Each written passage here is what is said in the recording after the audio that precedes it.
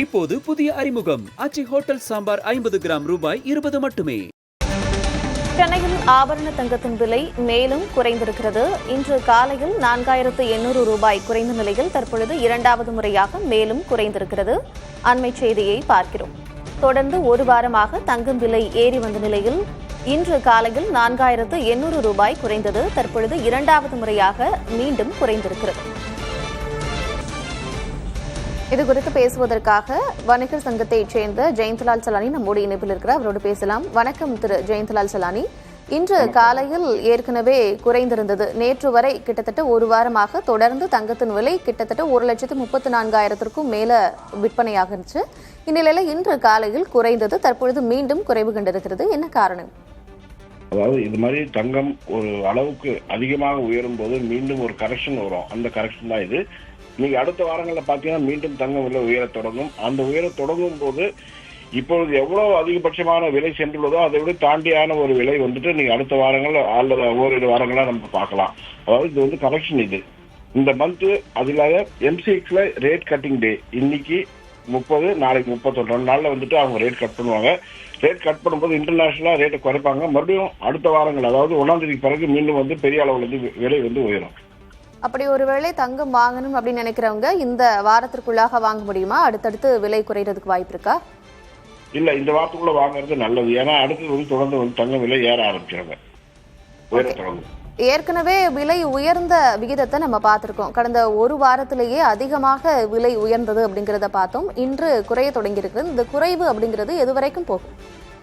இந்த குறைவு இன்று இரவு இன்னும் கொஞ்சம் குறையறதுக்கு வாய்ப்பு இருக்கு. பிறகு திங்கள் முதல் மீண்டும் விலை வந்து உயர தொடங்கும், அதிகமாக தொடங்கும். அதாவது இப்போது $5,000, அதாவது ஒரு அவுன்ஸ் தங்கம் $5,000 கீழே போயிருக்கு. இது $4,850 வரலாம் போகும். போயிட்டு மறுபடியும் வந்துட்டு விலை ஏற ஆரம்பிக்கும். அதே மாதிரி வெள்ளியுடைய விலையும் பார்த்தீங்கன்னா $120 இருந்தது. வெள்ளியுடைய விலை வந்து இப்போ வந்து $99 இருக்கு. இது வந்து $95 வரல செல்லும். மீண்டும் வந்து அடுத்த வாரங்கள் அதுவும் விலை வந்து உயர தொடங்கும். தொடர்ந்து உயர்வதற்கு நிறைய காரணங்களை நம்ம பார்த்தோம். உலகளாவிய போர் பதற்றங்கள், இந்த மாதிரியான நிறைய காரணங்களை பார்த்தோம். தற்பொழுது குறைகிறது இல்லையா? இதற்கு என்ன காரணம் குறிப்பிட்டு சொல்ல முடியுமா? அதாவது எம்சிஎக்ஸ்ல ரேட் கட்டிங் இருக்கு. அதாவது ரேட் கட்டிங்னா இது ஒரு ஊக வணிகம். இந்த ஊக வணிகத்தில் தங்கத்துடைய விலை வந்து நிர்ணயம் செய்யப்படும். அந்த விலையினுடைய நாள் இன்று வந்து கடைசி நாள். இன்று வந்து அவர்கள் வந்து வாங்குவதோ விற்பதோ இன்று வந்து முடிவுக்கு வரும் அவங்களுடைய கான்ட்ராக்ட் பீரியட். அதனால ரேட்டை குறைச்சிருப்பாங்க. மீண்டும் வந்து இது முடிஞ்ச உடனே அடுத்த வாரங்களில் விலை வந்து உயர தொடங்கிவிடும். ஒவ்வொரு மாதமுமே இதே போன்ற ஒரு நாள் வரும். அந்த நாளில் விலை குறையுமா? ஆமா, ஒவ்வொரு மாசத்துடைய இறுதியில பாத்தீங்கன்னா ரேட் கான்ட்ராக்ட் இருக்கு. அந்த ரேட் கான்ட்ராக்ட்ல விலை வந்து குறையும்.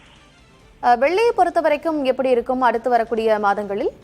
இல்ல, இரண்டு உலோகங்களும் பெரிய அளவில் வந்து வெள்ளி அல்லது தங்கத்துடைய விலை உயரும். இரண்டும் ஒரு சேர இப்ப குறைஞ்சிருக்குன்னா அடுத்த வாரங்களும் நிச்சயமாக வந்து விலை வந்து கூடும். அதுல எந்த சந்தேகமும் இல்லை. 1ஆம் தேதிக்கு பிறகு மீண்டும் வந்து அவருடைய விலை வந்து உயர தொடங்கும். இந்த விகிதம் அப்படின்னு பார்த்தோம்னா, அதாவது உயரக்கூடிய விகிதம் அப்படிங்கிறது மிக அதிக அளவில் உயர்கிறது. குறைகிறது அப்படின்னு பார்த்தா அதோட விகிதத்துல ரொம்ப கம்மியா தான் பார்க்க முடியுது. இதனுடைய விலை உயர்வுன்றது அடுத்தடுத்து எப்படி இருக்கும்? அதாங்க, இது வந்து தொடர்ந்து வந்து உயரதான் செய்யும். அதாவது விகிதம் பாத்தீங்கன்னா எப்பவுமே இது தங்கத்துடைய விலையே ஒரு முறையும் குறையும் போது பாத்தீங்கன்னா குறைந்த அளவு குறையும். ஏறும்போது பாத்தீங்கன்னா மிக அதிக வந்து தங்கத்துடைய விலை. இதோட விகிதத்தை கேட்கிறேன். ஏன்னா 2025 ஆண்டினுடைய இறுதியில எப்படியாவது 1,00,000 தொட்டுடும் அப்படின்னு தொடர்ந்து எதிர்பார்த்த நிலையில அந்த 1,00,000 தொட்டுச்சு. ஆனா இப்போ ஜனவரி ஆரம்பிச்சு இன்னும் முடிய போகுது. அதுக்குள்ளாக 1,26,000 அப்படிங்கிற இடத்துக்கு வந்து நின்று இருக்கு இல்லையா? இது அடுத்து அது உயருடைய விகிதம் எப்படி இருக்கும்னு கேட்கிறேன். அதாவது இதுவரை பாத்தீங்கன்னா 35% வெள்ளியினுடைய தங்கத்துடைய விலை வந்து உயர்ந்துள்ளது இந்த ஒரே ஒரு மாதத்துல மட்டும். இது வந்து ஒரு 10% குறையும், மீண்டும் வந்து உயர தொடங்கும். அதாவது இப்ப 10% குறையும். இதுல இருந்து இப்போ இருக்கக்கூடிய விலையில இருந்து 10% குறையும். தொடர்ந்து குறைஞ்சு மறுபடியும் ஏறும் அப்படின்னு சொல்லியிருக்கிறீங்க. நிலையில நம்ம வெள்ளியினுடைய தேவை குறித்து பார்க்க வேண்டியது இருக்கு. வெள்ளியினுடைய தேவை அப்படிங்கிறது இண்டஸ்ட்ரியில எப்படி இருக்கு?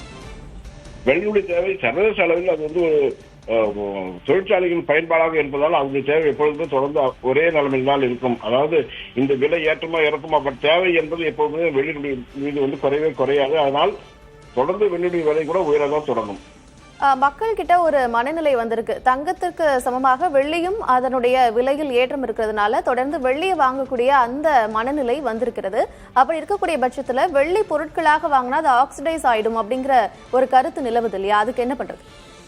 இல்லைங்க, அதாவது முதலீடு என்று பார்க்கும்போது வெள்ளி தங்கம் இந்த இரண்டு மீது முதலீடுகள் வெள்ளியினுடைய முதலீடுகள் பெரிய அளவில் லாபத்தை தரும். அதனால இப்போதெல்லாம் பாத்தீங்கன்னா நுகர்வோருக்கே ஒரு பெரிய விஷயம் தெரிஞ்சு வெள்ளியின் மீது முதலீடு செய்யலாம், வெள்ளி வாங்கி வைக்கலாங்கிறதுனால இப்பொழுது விலை குறைந்துள்ளது. இது ஒரு தற்காலிகமான ஒரு விஷயம் தான் தவிர இது நிரந்தரம் அல்ல. இதிலிருந்து மீண்டும் அதனுடைய விலை மாறும் மிக விரைவாகவே. வெள்ளியின் விலை குறைந்திருக்கக்கூடிய சமயத்துல வெள்ளியை ஆபரணமாக வாங்குவதற்கும் அந்த கட்டிகளாக வாங்கி சேமிப்பதற்கும் என்ன வித்தியாசம் இருக்கு? ஆபரணம் என்பது நம்முடைய தேவையை பூர்த்தி செய்யக்கூடியது. கட்டி என்பது தங்களுடைய விலையில் என்ன வித்தியாசம் இருக்குன்னு கேட்கிறேன். விலையில் பாத்தீங்கன்னா அது கூலி வரும், இது கூலி வராதுங்க, வெறும் வெள்ளியுடைய விலை மட்டும்தான் வரும், வேற ஒண்ணுமே. அப்போ ஒரு முதலீட்டு பொருளாக வெள்ளியை பார்க்கும் பொழுது அந்த வெள்ளி கட்டிகளாக வாங்கி வைக்கிறது சரியா இருக்குமா? மிக சரியான விஷயம். அதாவது நீங்க முதலீடு என்று பார்க்கும்போது வெள்ளிக்கட்டிகள் மட்டுமே வாங்க வேண்டும், ஆபரணங்களும் வாங்கக்கூடாது. அதுதான் அவர்கள் லாபம். அதனால வெள்ளிக்கட்டிகளே வாங்கி வைக்கிறது ரொம்ப நல்லது அவங்களுக்கு.